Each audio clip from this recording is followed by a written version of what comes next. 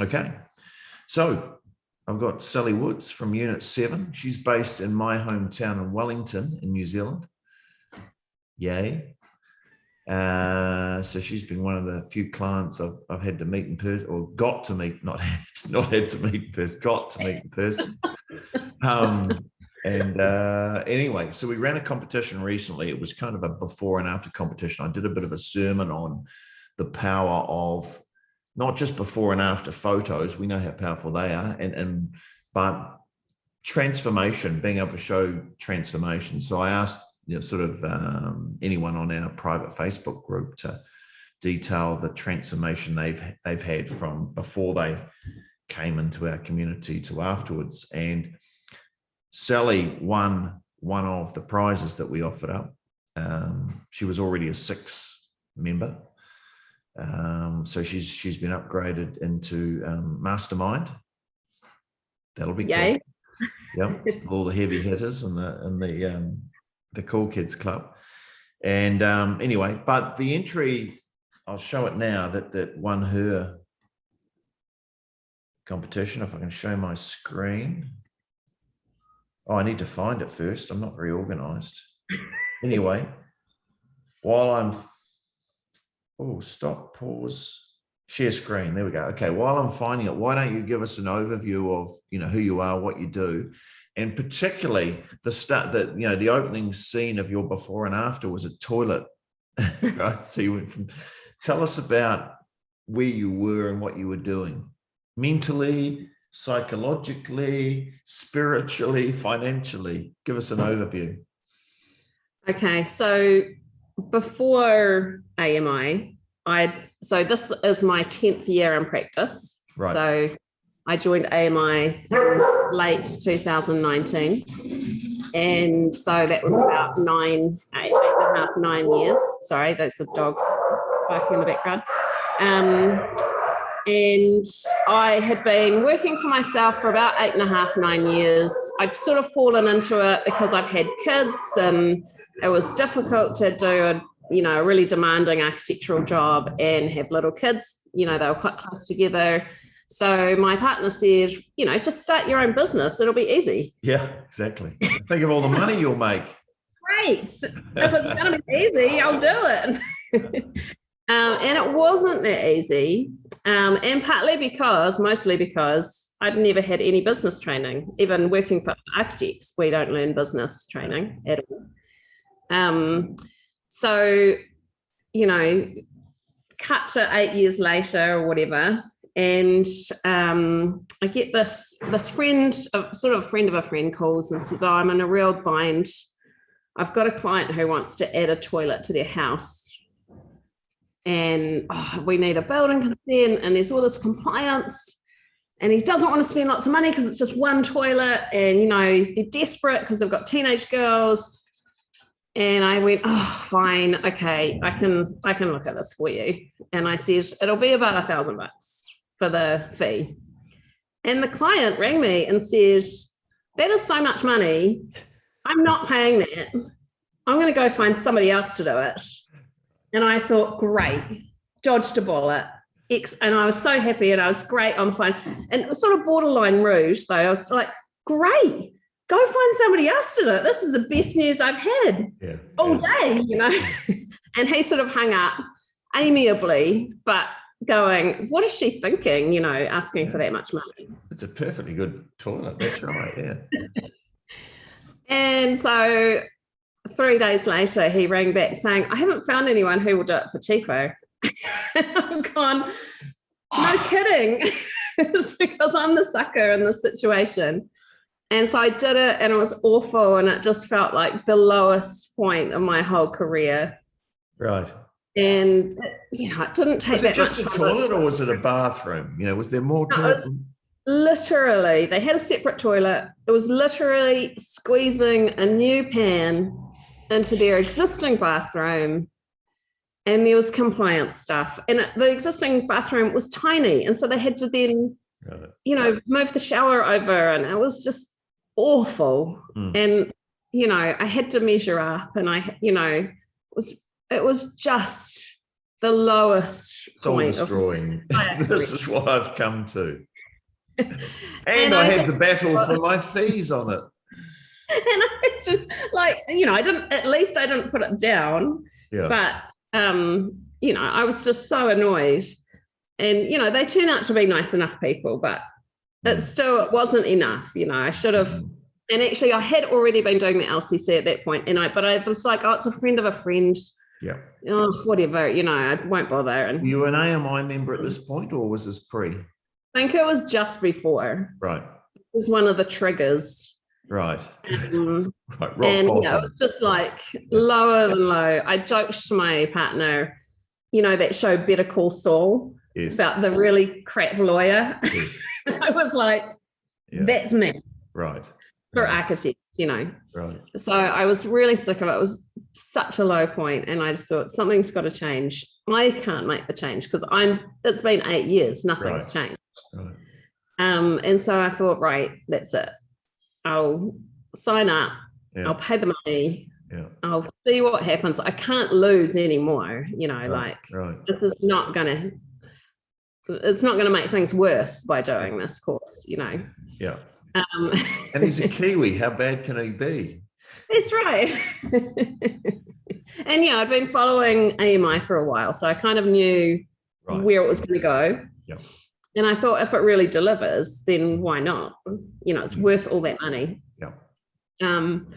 And my partner was like, oh, it's a lot of money. My accountant was saying, oh yeah, okay, fine, we'll see how it goes. But in the end, we showed everyone because. So what did you do? What did you do? So I'll just show the entry here because I've managed to find it now that I'm organized.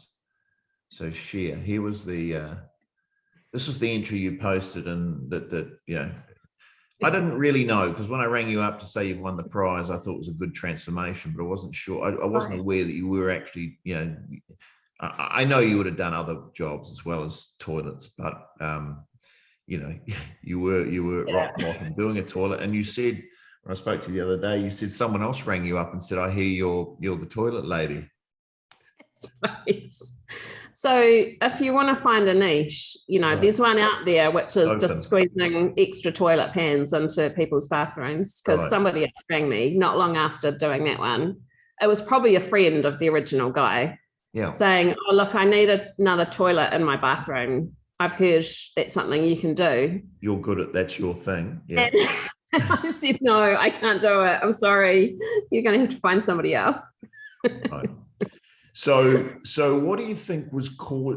So obviously you weren't just doing toilets, you had some other projects going, but you were kind of stuck at were the projects in general that you were doing a lower level of project, or where were you at project wise? Yeah, so it would be somebody would call me and I'd feel sorry for them. Right. And, like they could, if they pulled on a few heartstrings, they could sort of get me to kind of roll my eyes and go, okay, fine. But it did kind of, and I never sort of rejected any based on, I'm too, I'm too full with rubbish projects. I didn't reject any good ones, but it just felt like going from project to project. It was getting kind of depressing and oppressive to just, tell people, well, you'll have to wait because I'm on this other really crap project right now. Your crap project will have to wait, Right. So what did you change? What was the first thing that you deployed or implemented that you noticed a difference with? So the very first thing, and I, to be honest, I did this before coming to AMI. Yeah. By following you and what you were doing, I learned about the LCC. I see. Right. Okay. And so I would usually offer that, and I'd had some success with it, but I wasn't firm about offering it every time. Right. And partly because I didn't have as much of the sort of background dialogue that I needed, and I felt a bit scared about doing it each time. And so that was the first thing, is the LCC, it just totally fell into place. Right. And although I have on one or two occasions been called out where I haven't offered it, I've just gone, fine, okay, I'll look at it. Right. I've always regretted it. Right. And now, having done that, it's been probably 3 years of doing the LCC and a year and a half of really focusing on that. Now, even I back it now because I've given so much value to clients. Right. And they've recognized it. Yeah, right. And so now it's not just me trying to sell it, it's me actually backing it and knowing that that's the right path. So not only have you changed your process, it sounds like you've changed your mindset around the value of your new process, which is an additional step at the front, the LCC. Yeah. But it's actually, you're really strong on it because not only, well, it's good for you, but it's also good for the client. And and it's good for qualifying them too, isn't it? If they don't want to do that step and do your new process properly, then it's like, okay, well, you know, I can't do your toilet. That's right. So, and the thing about really understanding its value now, because before to me it felt a bit salesy and a bit like I couldn't back it, but now I've seen all of the value that it's given. The price of it started at something like $600 and is now at $1,900. But I'm kind of making a plan to take it up again because that's how much time and value it gives. Yep. And clients now that are accepting it are coming back with feedback saying, wow, that was so useful. We didn't see any of those opportunities. We didn't see any of those pitfalls. We were just going to do what we wanted, which was, you know, whatever they'd had in their head. But being able to see all of the opportunities and pitfalls, they just have been able to change really easily. Right. And be flexible about how they can achieve what they need. Right. So they end up with two things. They end up with lower risk and a better result. They outcome. Really do, yeah. The ones that have accepted the LCC, right. Yeah.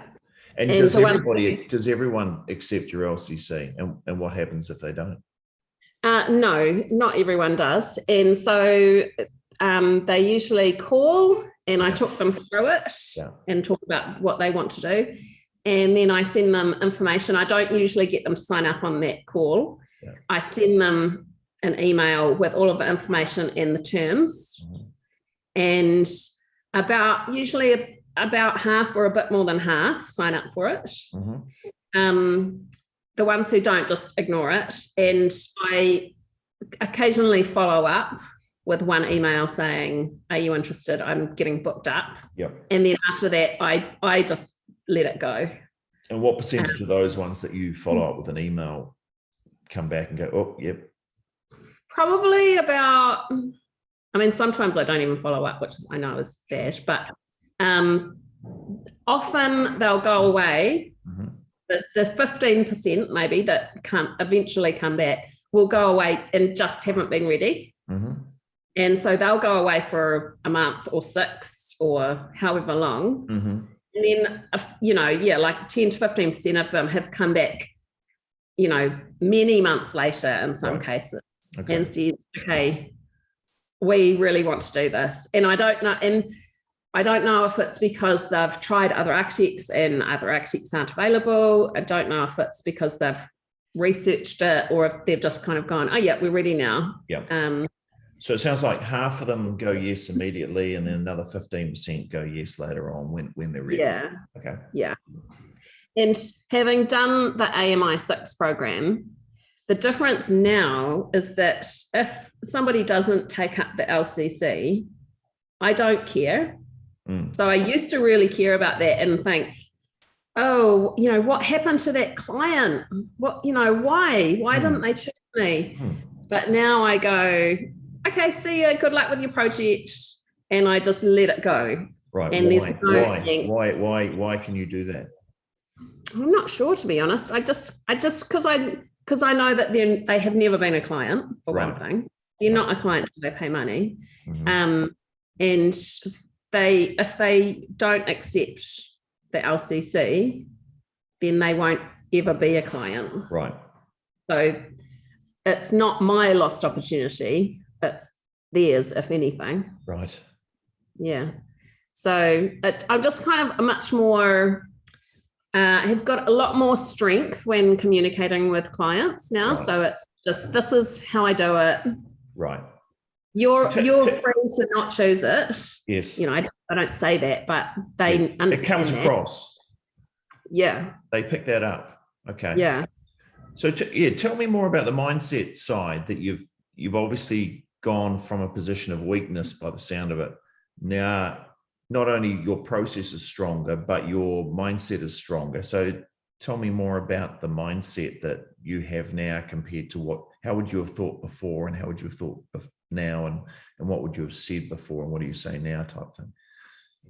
Yeah, I definitely used to be in that I'm providing a service and I need to serve kind of mindset. A humble servant. And, humble servant. They're paying me. Oh my God, amazing. Yes. They're paying me money to do this, Whereas now I'm sort of like, well, my time is worth money.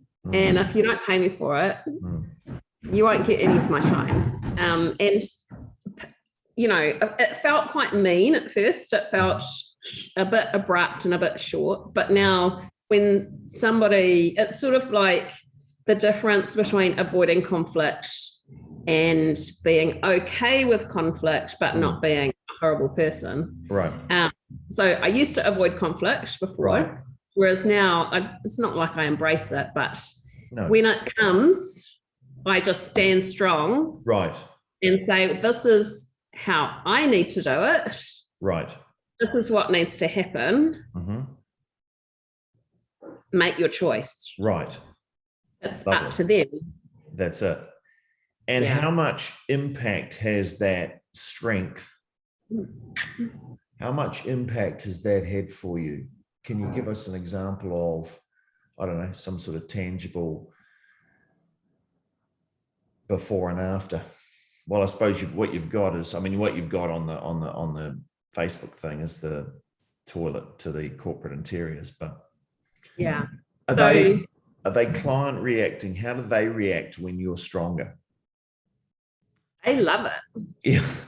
It's a big surprise to me. I thought people would be really offended and not like me, Right. And all I get is good feedback now. Right. I mean, I didn't used to get bad feedback, but it was crickets, So, but now I get, this is so great. Somebody is taking charge of this project. We couldn't do that.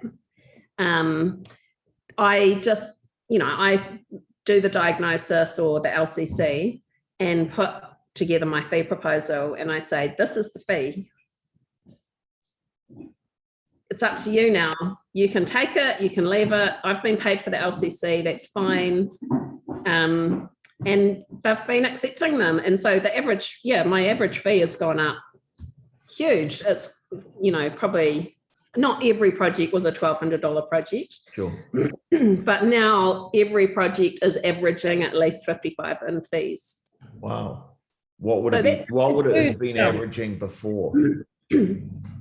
Or maybe 25 or right. Okay. So I've put my rates up as well. As well. And I've stopped using ChargeUp because first of all, my rate was too low. Yep. But ChargeUp, I would get punished for doing it quickly. Right. And so I thought, well, that doesn't really make sense to me. I either have to have a massive hourly rate and do it quickly, or have a normal hourly rate and provide either a fixed fee or some other fee type. Yep. Where I don't get punished for doing it more efficiently. Correct. Yeah. Excellent. So that is a big change. And it helps. Having the fixed fee, I've noticed it's quite new. It's probably only 6 months old. Having the fixed fee is quite good for cash flow, I find. Yep. Which I hadn't considered before. Well, and overall, what's happened to your business or your life? Because the business obviously has a direct impact on life. But if you're going from 25 grand fees to $55,000 in fees for average project, your fees are higher, so you're earning more per hour. I don't know. Have you bought yourself a new car or gone on a holiday, or are you able to do other things? Not really. I've got a sort of employee, which is a big step. Yes. And so currently sort of purchasing computers and, Right. a second person Mhm. workstation Wow. for the office, which So is, you're investing in your business. yeah. Good. Yeah. Plus, I don't really go for flash cars. There must be a handbag or a dress there must have been something that you've Right. rewarded yourself. Well, have you rewarded yourself at all? Well, maybe not yet, actually. I'm thinking, why has this not happened? Yeah. Wow, So maybe you need to do that, because you've made huge, obviously you must realize that, but the transformation you've made in the last couple of years. Yeah. It has been huge. Well, it's put you on a completely different trajectory. So you're on that trajectory, and now you're, the income's jumped and all that type of stuff. You should reward yourself with something. Well, I mean, actually, it's not true. So part of the reward, it's all business based. Yeah. So I've rebranded, and I got an actual graphic designer to do that. Okay. Which is really exciting. Yep. And they're working on the new website as we speak. Cool. And a staff member and laptops and okay. Yeah. I still think you need something for yourself though. I need something personal, yeah. You do. You do. All right. Hey, that's fantastic. Any advice for anyone who is, I don't know, new to just trying to grow their business? I mean, I think the big one is don't deliver services for free. Right. So, put together a low commitment consultation, however you want to package it up, and start implementing it. And I think the more people who do that will be better for every architect. I don't think that's a bad thing that people are charging for their site meetings and things like that. That's the first thing, because when I first started out, I would just jump at the chance to go look at somebody's project for free. And so 100% of my workforce would go to do nothing for hours and then put together a fee proposal. Right.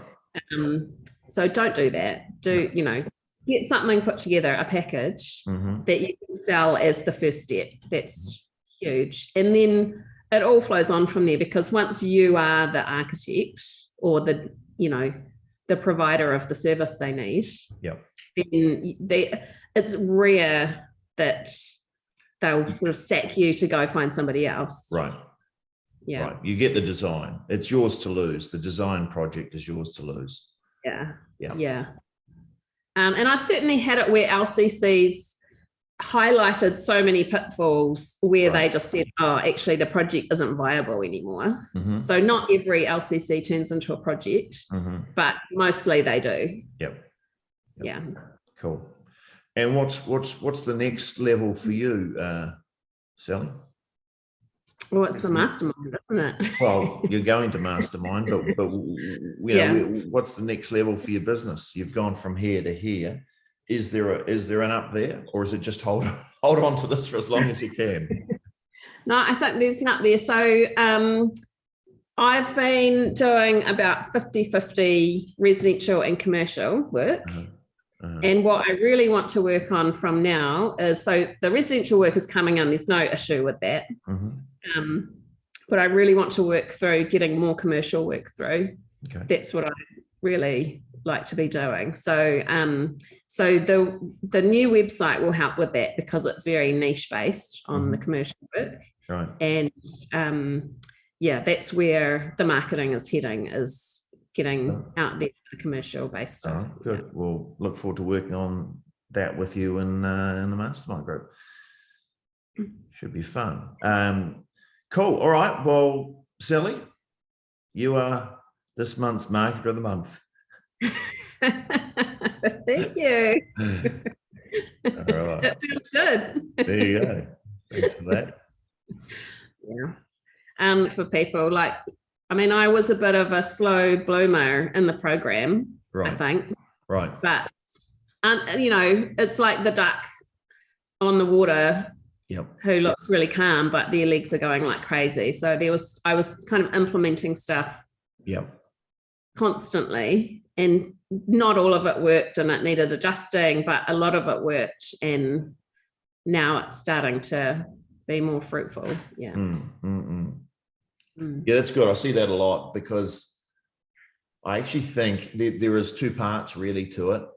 There's the strategies, which are fine. They're reasonably mechanical. Do this, say this, do this, send this.